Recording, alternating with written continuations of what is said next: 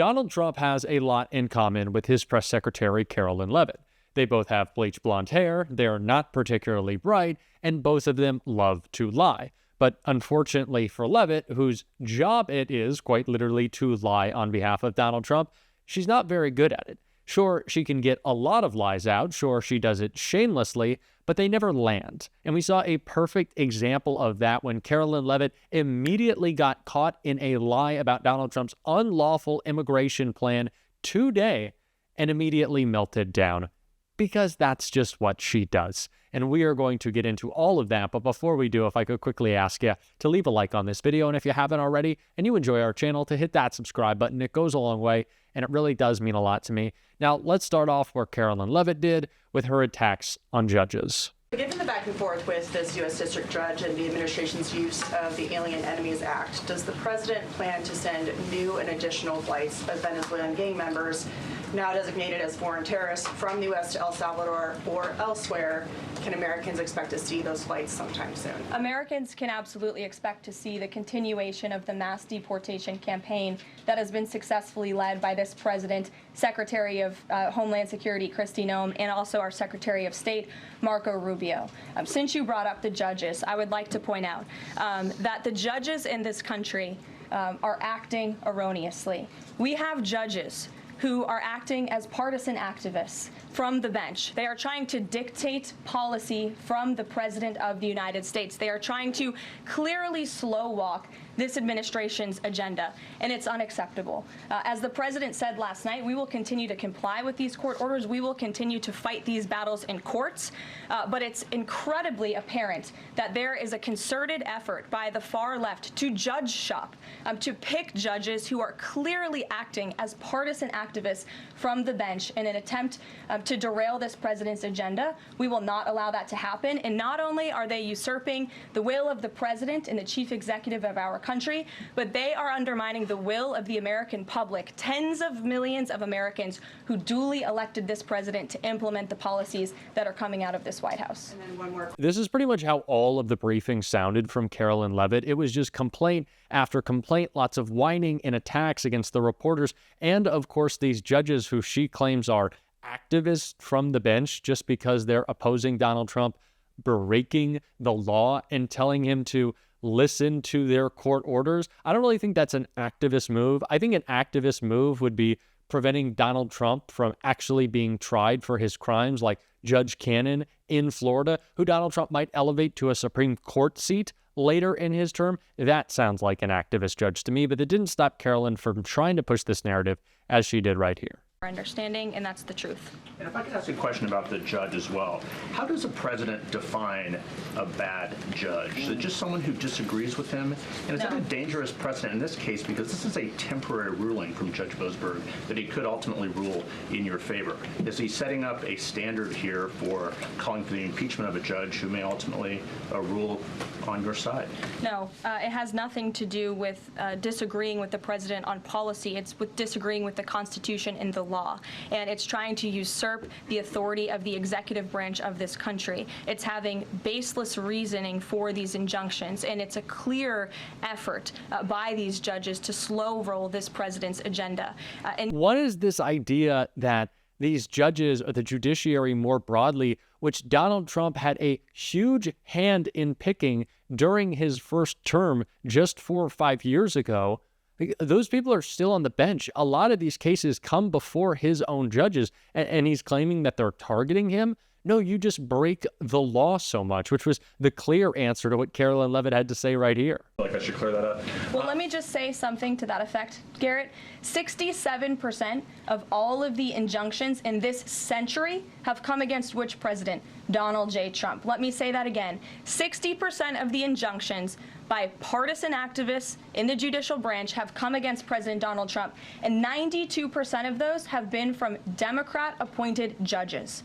This is a clear, concerted effort by leftists who don't like this president and are trying to impose or slow down his agenda. So, given that. So I don't even want to take this number seriously, that 67% of injunctions are against Donald Trump, because we just can't trust Karoline Leavitt. But it's maybe because he breaks the law the most.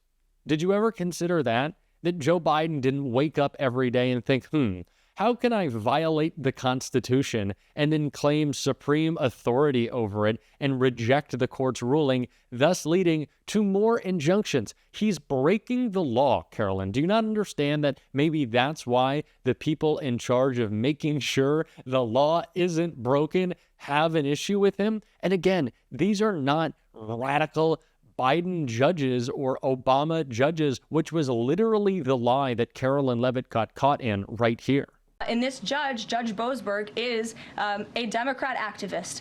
He was appointed by Barack Obama. His wife has donated more than $10,000 to Democrats, and he has consistently shown his disdain for this president and his policies, and it's unacceptable. You took me right where I wanted to go about the idea that these people are all foreign terrorists, but Judge Boasberg was originally appointed by George W. Bush and then elevated by Barack Obama. I just feel like I should clear that up. Well, let me just... She is just so bad at this. She can't even try to lie her way through this. It's just too easy to catch her. And I wish someone had kind of spoken up earlier and said, have you ever considered that maybe Donald Trump gets all these injunctions filed against him because he's breaking the law so much, and it's not because, people don't like him personally, even though people don't like him personally? It's just so easy with Karoline Leavitt. She's just not smart or good at this job. And before we get into the rest of this horrible argument she's trying to make and how we combat it, I want to show the perfect example of how bad she is at this job. Is committed to passing a big reconciliation package later this year, ending no taxes on tips, taxes on overtime, no taxes on Social Security for our hardworking seniors. And we encourage everybody on Capitol Hill to support that when it comes to the finish line, especially Democrats who clearly need a boost from the American public right now. Their approvals are at an all-time record low. Thanks for being. So Donald Trump, before he can even implement his no tax on tips, she says he's already ending no tax on tips. I understand as a person who speaks a lot doing this show that, yeah, sure, you can mess up your words every once in a while. But Karoline Leavitt on day one, and I always bring this up, said, we're not doing the binder anymore. It's all up here, acting like she was, so smart and high and mighty. And yeah, I bet it's easier to go up there and wing it when you can just lie and you don't actually have to have any facts behind you. So maybe you don't need a binder. But I want to talk about this no tax on tips thing for a second. Sure, no tax on tips and no tax on overtime, in theory, could help a lot of people in the service industry. It would be a great thing.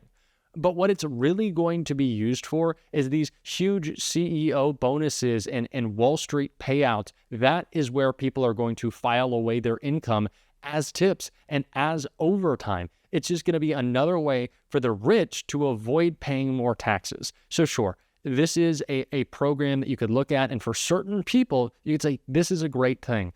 But Donald Trump isn't putting a limit on it. Kamala Harris introduced a limit. $80,000 is going to be the cap on no tax on tips. And I think that's important to say because, once again, everything Donald Trump does ultimately just serves the richest and most corrupt people in our country. And that is exactly what Bernie Sanders was calling out, both on that point and talking more broadly about his attack on the judiciary in this clip right here.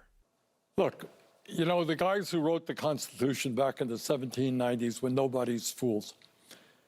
What they wanted to do is have a separation of powers between the executive, the legislative, and the judiciary so that one person could not assume enormous power.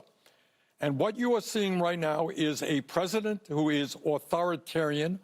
He just attacked the media the other day. I think he called CNN illegal because I gather that now and then you criticize him.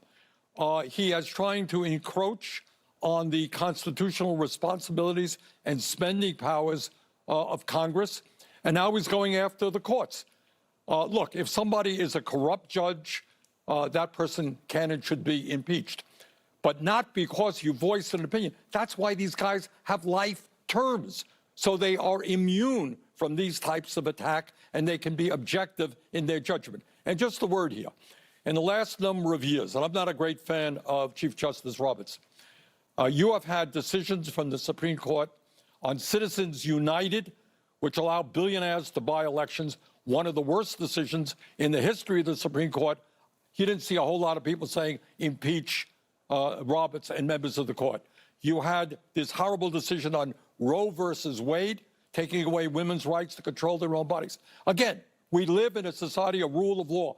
Supreme Court has its power. Judges have their power. And it should frighten every American, whether you're conservative or progressive, that you have a president who does not respect our Constitution and wants more and more power for himself. Very dangerous.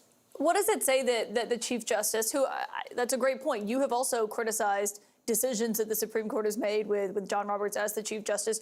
But what does it say that he felt the need to come out and issue this rebuke of Trump tonight?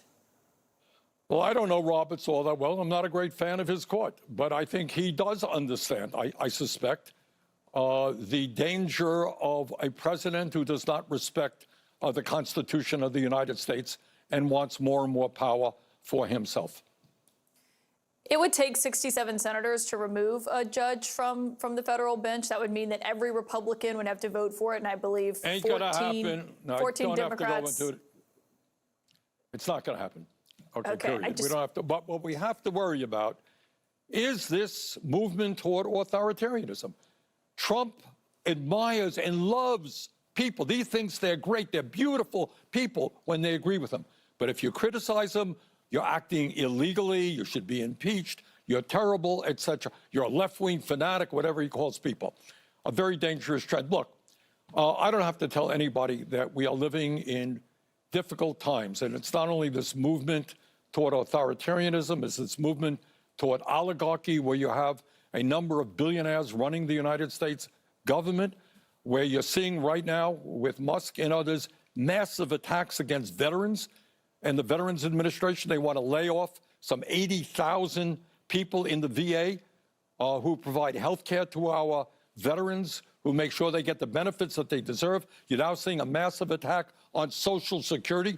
Presumably they want people with disabilities to now walk in to some Social Security office, although they're cutting back on these Social Security offices all over this country.